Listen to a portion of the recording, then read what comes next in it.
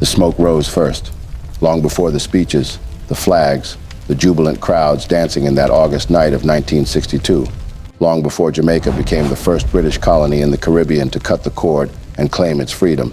There were flames licking the edges of plantations, drums echoing from the mountains, and the sharp metallic taste of rebellion in the air.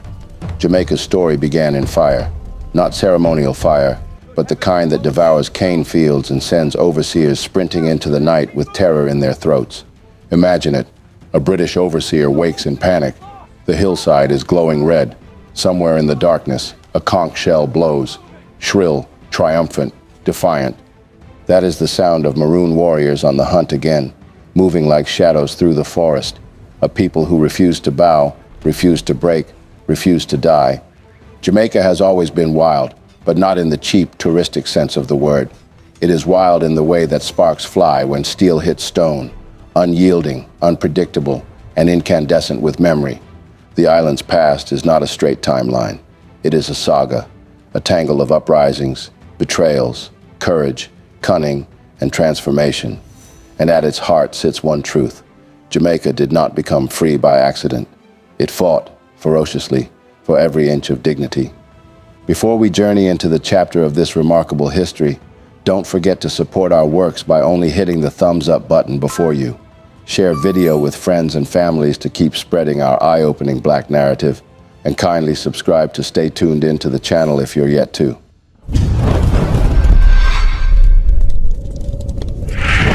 To understand how Jamaica became the first British Caribbean colony to break its chains, you must first walk back through the chaos, starting not at the beginning, but in the middle of the storm. The year is 1730. British troops, tired, bitten by mosquitoes, disoriented in unfamiliar terrain, creep through the cockpit country. They have spent years fighting an enemy that refuses to line up neatly on a battlefield. Somewhere in these ridges is Cudjoe, the maroon leader, whose raids have turned the empire into a fool. One officer writes that the mountains themselves seem alive with enemies, but he misnames the truth. These weren't mountains filled with enemies. They were mountains filled with people who would never again submit to slavery. How did it begin? Not with Britain, not even with Spain. The first notes of the tragedy go back to 1494, when Christopher Columbus sailed onto the island called Jamaica. Before his arrival, the said island was home to the peaceful Taino, a people who fished the turquoise waters so clear they looked carved from blue crystal, carved intricate zemis from wood, which were known as sacred carvings, played Beatty games beneath tall saber trees, and called the island Jamaica, the land of wood and water. In their world, nature was symphonic, time was gentle, and conflict was rare. They cultivated yucca, sweet potatoes, maize, beans, and other crops as their culture flourished, reaching its peak by the time of European contact. Some scholars estimate the Taino population may have reached more than 3 million on Hispaniola alone as the 15th century drew to a close, with smaller settlements elsewhere in the Caribbean. Whatever the number, the Taino towns described by Spanish chroniclers were densely settled, well-organized, and widely dispersed. The Indians were inventive people who learned to strain cyanide from life-giving yucca, developed pepper gas for warfare, devised an extensive pharmacopoeia from nature, built ocean-going canoes large enough for more than 100 paddlers, and played games with a ball made of rubber, which fascinated Europeans seeing the material for the first time. Although the Taino never developed a written language, they made exquisite pottery, wove intricate belts from dyed cotton, and carved enigmatic images from wood, stone, shell, and bone, until the Europeans arrived like a storm breaking glass. And then, a paradise was evilly interrupted. This peaceful island had been too peaceful to survive the European appetite that followed Christopher Columbus like a shadow. What Columbus saw as opportunity was, for the Taino, the beginning of extinction. The Taino impressed Columbus with their generosity, which may have contributed to their undoing. They will give all that they do possess for anything that is given to them, exchanging things even for bits of broken crockery, he noted upon meeting them in the Bahamas in 1492. They were very well built, with very handsome bodies and very good faces. They do not carry arms or know them. They should be good servants. Christopher Columbus did a combination of things that were unprintable, despicable, and in fact beyond wicked, to the Tainos. Christopher Columbus, one of the great European heroes, turns up on the island of Hispaniola. He was welcomed by the native people. They embraced them, they treated them with fantastic hospitality. His soldiers snatched babies from the breasts of their mothers and dashed their heads against the rocks. Children were fed alive to his dogs. Women's breasts were cut off. He decided to hang 13 of the Native Americans in Hispaniola to recreate the crucifixion of Jesus, plus the apostles. It's true that the majority of people died there of disease. Disease is introduced by the Europeans unwittingly, but many others were driven to death through overwork, direct murder, through starvation as their resources were taken away. Columbus insisted that everybody bring him a certain amount of gold, and those who failed to do so had their hands cut off. Some were sent back to their villages with their hands and their noses tied around their necks, having been amputated by his soldiers. And what he did there set the pattern for the genocidal extermination of almost all the Native American peoples. Christopher Columbus and his men committed numerous atrocities against the Taino people, including enslavement, torture, mass murder, and sexual violence, as part of a campaign of settler colonialism and resource exploitation. While a major war and formal enslavement started in 1495, the brutal treatment was already prevalent by 1494. 1. There was enslavement and forced labor. Columbus established the first American colony at La Isabela on the north coast of Hispaniola in 1494. After a brief period of coexistence, relations between the newcomers and natives deteriorated. Spaniards removed men from villages to work in gold mines and colonial plantations. Columbus initiated the enslavement of the Tainos, forcing them to work in gold mines and on plantations. Refusal to work often resulted in brutal punishment. Columbus and his men would round up Arawak men, women, and children, and enclose 550 of them in pens and 4 caravels bound for the slave market of southern Spain during his second voyage to the New World. Approximately 200 perished on each journey during the passage, and their bodies were cast into the sea. After the survivors are sold as slaves in Spain, Columbus later writes, "Let us in the name of the Holy Trinity go on sending all the slaves that can be sold." Let us in the name of the Holy Trinity go on sending all the slaves that can be sold. 2. There was mutilation and murder.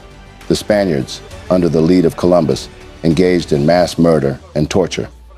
A particularly gruesome policy was the tribute system, where every Taino person over the age of 13 and 14 years was required to provide a certain amount of gold every 3 months, an impossible task since there is so little gold there. Failure to meet these demands, Columbus had their hands cut off and tortured. 3. There was sexual violence. The Spanish soldiers and settlers frequently raped Taino women, a practice described as genocidal rape. In time, many Taino women married conquistadors, combining the genes of the New World and Old World to create a new mestizo population, which took on Creole characteristics with the arrival of African slaves in the 16th century. By 1514, barely 2 decades after first contact, an official survey showed that 40% of Spanish men had taken Indian wives. The unofficial number is undoubtedly higher. 4. There was the abject use of force. The Spanish, utilizing superior weaponry and attack dogs, suppressed Taino resistance with extreme violence, butchering non-combatants and burning resistors at the stake. Bartolomé de las Casas, a young priest, witnessed many atrocities committed by Spaniards against native peoples. He later wrote, "I saw here cruelty on a scale no living being has ever seen or expected to see." Las Casas describes the treatment of natives thus: "Our work was to exasperate, ravage, kill, mangle, and destroy. Small wonder, then, if they tried to kill one of us now and then." Casas also made mention that the Spaniards were, each one, knifing the Tainos by their 10s and 20s, just for fun, cutting slices off them to test the sharpness of their blades. What could be more cruel and insane? 5. Inhumane punishment and torture. The Spanish implemented collective punishment, burning down villages and destroying the Tainos' religious objects. While serving as the governor of Hispaniola, present-day Haiti, and the Dominican Republic, Columbus punished people by cutting off their ears and noses, and paraded women naked through the streets and sold them into slavery. 6. Starvation and disease. Deprived of their fields and traditional food sources due to forced labor and displacement, the Taino population suffered from widespread starvation and disease. Poor living conditions in forced labor camps exacerbated outbreaks of European diseases like smallpox, to which the Tainos had no immunity. Some committed suicide to avoid subjugation. Hundreds fell in fighting with the Spaniards, while untold numbers fled to remote regions beyond colonial control, leading to a massive population decline. These actions, along with subsequent colonial policies, led to the death of an estimated 80% to 90% of the Taino population within the first 30 years of contact, effectively resulting in their cultural extinction by the mid-16th century. Within a few decades, disease and enslavement had shattered the Taino population so completely that by the mid-1500s, even the Spanish priests wrote that the island felt haunted by a people erased, and by the time England wrested Jamaica from Spain, the original inhabitants had been nearly erased from the earth. Their disappearance would leave an echo that still lives in place names: Yalas, Maima, Liguanea, and Anado Bay, ghosts of a civilization crushed beneath the boot of empire. The Spanish held the island for 161 chaotic years, importing enslaved Africans to replace the dying Taino labor force. But Jamaica's rugged mountains would become a sanctuary. African captives brought to the island ran from plantations into the mountains almost immediately. They escaped into the forests, forming the earliest communities of runaways, future maroons. By the late 1500s, groups of these runaways, early ancestors of the maroons, were already forming small, fierce communities deep in the forests of the cockpit country. The Spanish tried to hunt them. The runaways vanished into the limestone caves. The Spanish tried to smoke them out. The runaways ambushed them instead. Jamaica was already choosing its warriors. When the British arrived in 1655 to seize the island from Spain, they expected an easy conquest. What they got instead was a war they were never prepared for. As Spanish authority collapsed, hundreds more Africans escaped into the mountains, joining the runaways who already knew every secret of the terrain. By 1660, the British had control of the coasts, but the mountains belonged to another nation entirely. Something new had been born in the shadows, a community of escaped Africans, hardened by resistance and shaped by the rugged interior. The Maroons. These early Maroons, fierce, tactical, impossibly elusive, would become Jamaica's first architects of rebellion. The British, expecting to inherit a docile colony, had instead inherited a war. Resistance to slavery took on many forms in the American colonies. In Jamaica, Brazil, and Suriname, large numbers of enslaved Africans escaped and set up their own independent communities and kingdoms. By the 18th century, they were called Maroons, derived from the Spanish word cimarron, meaning wild and uncontrollable, the sort of terms colonial slaveholders would often use on blacks they could neither dominate nor control. The First Maroon War, in the 1730s, was a significant conflict in Jamaica between enslaved Africans who had escaped and established independent communities known as Maroons, and British colonial authorities. This conflict was rooted in a long history of resistance to slavery that began with the British takeover of Jamaica in 1655, leading to the formation of two primary Maroon societies resisting British rule: one, the Windward Maroons, and two, the Leeward Maroons. The Windward Maroons, or Eastern Society, led by the influential leader Queen Nanny from about 1725 to 1740, utilized guerrilla warfare tactics to challenge British forces, while the Leeward Maroons, which was led by Kojo, the anglicized spelling of Cudjo, developed a cohesive community based on shared ethnic identity and heritage during the First Maroon War of the 1730s. Both groups bedeviled overly confident colonial commanders for more than a decade. Their struggle began, however, at least 80 years before the legendary contests of the 1730s. The Windward culture, in particular, prided itself on a long history of resistance to plantation slavery that stemmed from the English takeover of Jamaica from the Spanish in 1655. When Spanish settlers fled to Cuba in the wake of the British invasion, most of their enslaved Africans and a handful of their free African subjects retreated to the remote and rugged interior of eastern Jamaica, away from the coastal towns and the new slaveholders in charge. These suddenly empowered Africans became the nucleus of the Windward Maroons. At first, they tried to use Spain against Britain, hoping that division among Europeans would guarantee their liberty. In the late 1650s, Africans sided with a few Spanish holdouts, led by Don Cristobal Arnaldo de Isasi. Every Spanish counterattack on British settlers featured armed Africans, yet the British knew early how to play divide and conquer as well, offering land and the official title of magistrate to one key Maroon leader, Juan Lubolo, or Juan de Bolas. Receiving 30 acres and the legal status of a free-born Englishman for his own Palenque community, Lubolo defected and betrayed other Maroons by giving the British valuable intelligence about their elusive whereabouts. Even though the Spanish holdouts would give up and leave when the new colonel of the Black Militia, Lubolo, collaborated, most of the other Maroons stepped up their hit-and-run attacks, eventually ambushing Lubolo and hacking his body to pieces. Juan de Ceres, the leader of the insurgents and the avenger of Lubolo, along with his successors, limited and delayed the expansion of sugar and slavery into the interior of eastern Jamaica.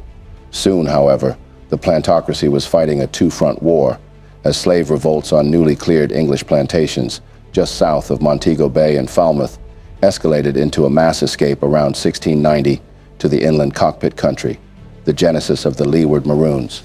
By the 1730s, Kojo emerged as their ruler, presiding over a Western African polity transplanted to the Caribbean and built on Akan, Asante, and Fanti traditions. This frontier kingdom drew its strength from its ethnic homogeneity and identity as a Cromanti, or Coromantine state. This identity stemmed from the original mass escape in which all of the leaders either came through or had relatives pass through the English slave factory at the Fanti town of Cromantine on the African Gold Coast. Kojo's father was one of these leaders, and thus he bestowed a historical legitimacy upon his son, who then carried on the martial and militant reputation of Cromanti, and more specifically, Akan men. A constant flow of reinforcements came as the greed of Jamaican sugar planters made them prefer physically strong bondsmen from the Gold Coast, who joined the Leeward culture even more combat-ready if they had survived the horrors of the Middle Passage and the seasoning, and if they had escaped scot-free into the mountains. By the 1730s, these fighters and their families had overcome interethnic rivalries, such as the Asante versus the Fanti, left over from the Old World, to unify as Cromanti against the British colonists. A new sense of a shared ethnicity and awful experiences heartened and strengthened the cohesion of Maroon communities in the West. In contrast, the Windward Maroons were more ethnically diverse and decentralized than their Western counterparts, but they were energized and unified after 1725 by an extraordinary woman, the famous Nanny. In addition to the original Spanish Maroons, the Windwards included a shipwrecked group from Madagascar and their progeny, and the Cromanti survivors of a widespread slave rebellion on the Grey Estate in Guanaboa Vale. Unlike Kojo's kingdom, this loosely tied confederation was more unfriendly toward new migrants, seeing them as potential spies and interlopers in their lands. Accordingly, even though they controlled more acres, they had fewer people. Yet it was the Akan and Asante, Cromanti, belief in the power of strong women as potential political and religious leaders that paved the way for the legendary and unifying leadership of Nanny, which still inspires extant Maroon communities on the island today. Queen Nanny, as she also was known, was born in what is now Ghana, probably in the 1680s, and emerged as a respected obeah, or spiritual director, by the 1720s.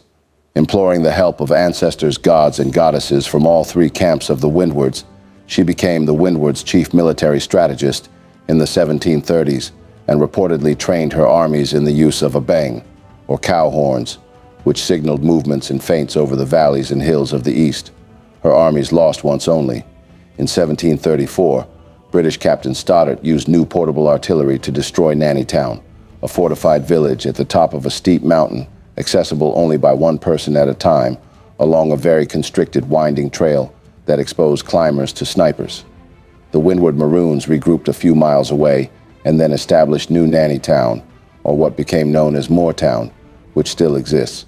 Land pressures forced the British to make a more concerted effort against their hard-to-pin-down foes, yet the Maroons' deployment of the abeng, coupled with their use of camouflage and botanical knowledge, to disguise their scent from tracking dogs, frustrated one of the greatest empires in the world. For decades after 1655, the British attacked. The Maroons vanished into foliage. They set traps, ambushed patrols, freed the enslaved, and cut deep into plantation wealth. In the decades that followed, the island split into two realities. Down below, British planters flooded the land with sugar estates, turning Jamaica into one of the most profitable and most brutal colonial economies on Earth. By 1750, the island produced rivers of sugar and oceans of rum, all extracted from the labor of Africans who were whipped, chained, worked to collapse, and replaced without remorse. The average enslaved African on the plantation in question survived only 7 years after arrival. Death was cheaper than compassion. But up in the mountains, another Jamaica breathed. Hidden footpaths wound through dense forests where the British dared not go. In these shadowed territories lived the Maroons, led by warriors and strategists whose names would become legends.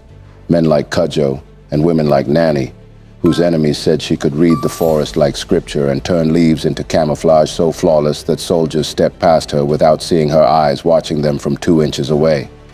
The Maroon warriors were so very deadly that British soldiers whispered about Queen Nanny as if she were supernatural.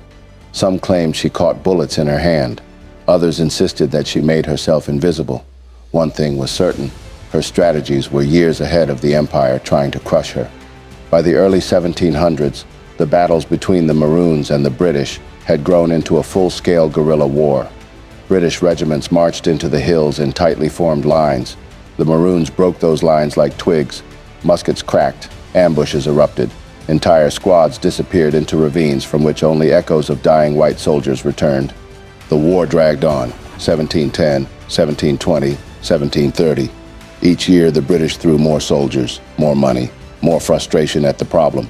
Each year, the Maroons grew stronger, bolder, more deeply rooted. Tropical fevers such as malaria and yellow fever, as well as poor intelligence and impossible logistics, gave both the leeward and windward cultures great advantages over the British, as many soldiers fresh from Europe died before ever meeting their enemy. Ambushes made things worse for the British. Their first attempt to destroy Nanny Town in 1732 under Governor Robert Hunter failed because of repeated surprise attacks. Despite their strategic advantages, including the use of ambushes and local knowledge of the terrain, the Maroons faced increasing pressure from British forces and hired mercenaries. Finally, in 1738 and 1739, something extraordinary happened. Something almost unthinkable in the height of the British imperial era. The British sued for peace. They conceded defeat, signing treaties with the Maroons, recognizing their autonomy and granting them land and freedom in perpetuity. A humiliating admission that no amount of imperial might could conquer Jamaica's interior.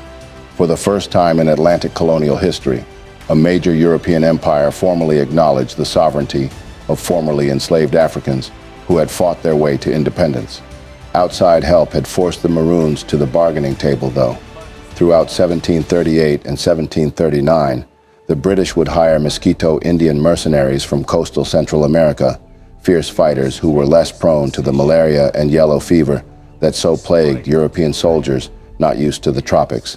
They also did uncover the remote and hidden villages of the Maroons by using their time-honored tracking techniques.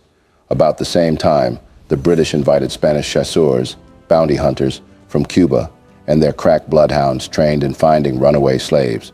The British had also armed slaves and troops of free blacks to fight the Maroons in both the East and West.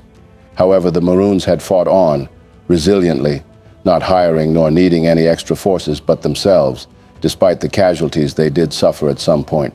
They were mean and indestructible, a people these colonial Europeans have never encountered in their covetous escapades and terrorism.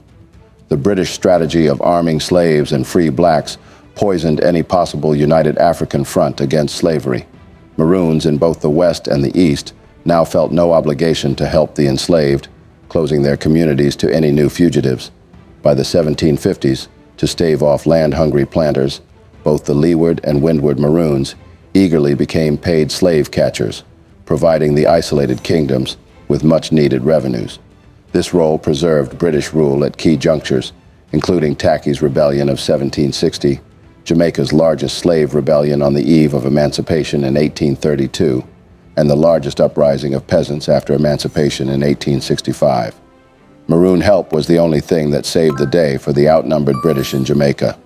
The cornerstones of this new strange alliance were the Treaties of 1739 and 1740, which gave both the windward and leeward Maroons limited autonomy in return for helping against future rebellions or with future runaways. But freedom in the hills did not free the plains. The plantations had continued with their cruel exploitation and oppression. Those engines of sugar, wealth, and cruelty continued to define the coastline and plains. By the mid-18th century, Jamaica supplied Britain with unprecedented profits. Every spoonful of sugar melted in London tea rooms carried traces of Jamaican sweat and Jamaican screams. Jamaica had become the beating heart of British wealth and the breaking point of African bodies. Enslaved Africans lived under a system designed to break the body and destroy the will. But even under the lash, resistance brewed. Small revolts, slow poisonings, secret plots, coded drum rhythms, and night meetings in the cane. Then, on December 1831, the island ignited. It began as a peaceful strike, but quickly spread into the largest rebellion in Jamaica's history. Samuel Sharpe, a Baptist deacon who understood both scripture and strategy, sparked what became known as the largest rebellion in the history of Jamaica, where up to 60,000 enslaved people had risen in coordinated defiance. Plantations burned across St. James, Trelawney, and Hanover. British planters fled in terror. Sharpe's plan to force the British into abolishing slavery succeeded even in failure. Though the revolt was crushed, Parliament could no longer pretend the system was sustainable. Sharpe was captured and hanged in 1832, but the revolt shook Britain so violently that it hastened the abolition of slavery itself. By August 1st, 1834, slavery was legally abolished, and full emancipation followed in 1838. But emancipation is not the same as equality. Freed Jamaicans found themselves trapped in a new prison, landless, underpaid, shut out from political participation. Jamaica entered the mid-1800s with a population freed on paper, but trapped by poverty and a colonial system designed to keep them powerless. For a generation, they pushed against colonial walls that refused to budge. Desperation finally exploded on October 1865, when Paul Bogle, a farmer and Baptist deacon, led a march into Morant Bay, demanding justice for a people crushed by taxes, poverty, and courtroom bias. Colonial authorities responded with lethal force. The repression was extremely ruthless.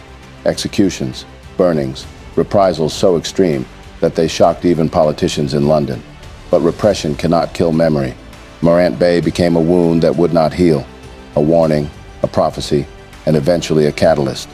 Bogle's rebellion, like Sharpe's before it, had forced Jamaica into a new direction. The British Crown abolished the old assembly and tightened direct rule, thinking they could suppress the political awakening they had inadvertently sparked. But the island had already become too self-aware to sleep again. By the early 20th century, Jamaica's cry for dignity took new shape as it bred thinkers who refused to accept colonial destiny. Marcus Garvey, born in 1887, has begun thundering black pride across the island and the world.